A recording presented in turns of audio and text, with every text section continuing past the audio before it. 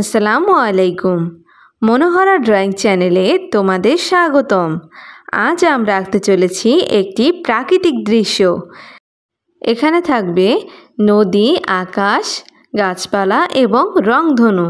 তো প্রথমত আমরা নদীর পাড় এঁকে নিলাম। দেখো এই সাইডের পাড় আঁকা হয়ে গেল। এবার আমরা গোল করে নিয়ে অপর সাইডের কিন্তু পাড়টা এঁকে নিচ্ছি। এই যে সুন্দর করে গোল গোল করে ভাঁজ করে এই যে সুন্দর করে আমরা নদীর পাড়টা এঁকে নিলাম।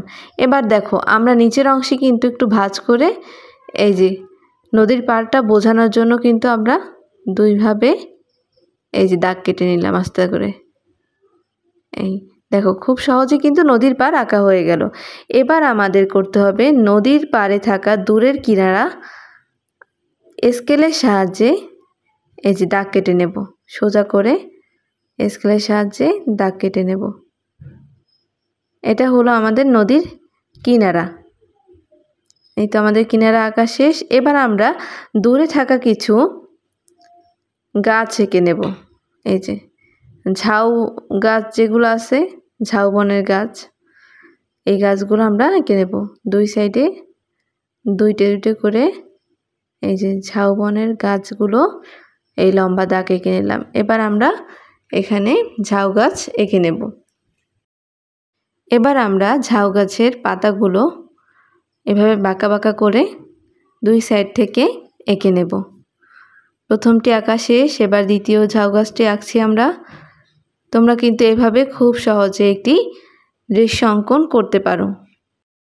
তোমরা যারা আমার চ্যানেলটিকে এখনও সাবস্ক্রাইব করোনি তারা মনোহরা ড্রয়িং চ্যানেলটিকে অবশ্যই সাবস্ক্রাইব করে যেতে ভুলো না কিন্তু, এবং পাশে থাকা বেল আইকন বাটনটিকে অন করে রাখবে যাতে আমার ভিডিওস আপলোড হওয়ার সাথে সাথে তোমরা তার নোটিফিকেশন পেয়ে যাও।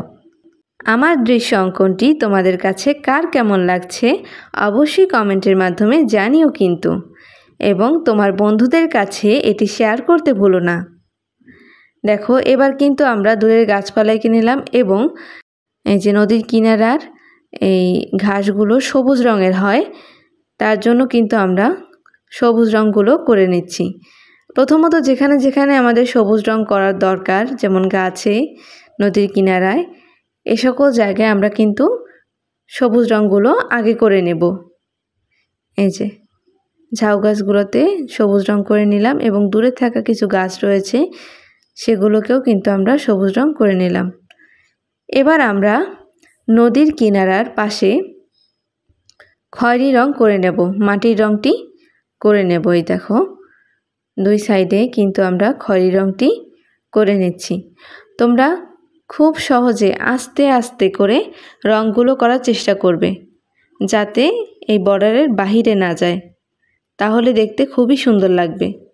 এই যে এবার কিন্তু আমরা নদীর পানির রং এই যে নীল রঙটি করে নিচ্ছি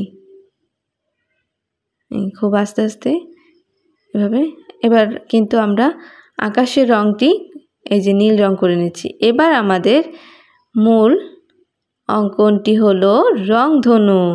এই যে প্রথমে আমি কমলা কালার করে নিলাম, এরপর হলুদ কালার, এই যে সুন্দর করে আস্তে আস্তে রং করবে। এবার গাঢ় নীল কালার করে নিলাম রংধনুতে, এবং এর উপরে থেকে একটু সবুজ রং করে দেবে। এই যে তোমরা কারা রংধনু পছন্দ করো অবশ্যই কিন্তু কমেন্টের মাধ্যমে জানাবে আমাকে। এই যে বেগুনি কালার করা শেষ।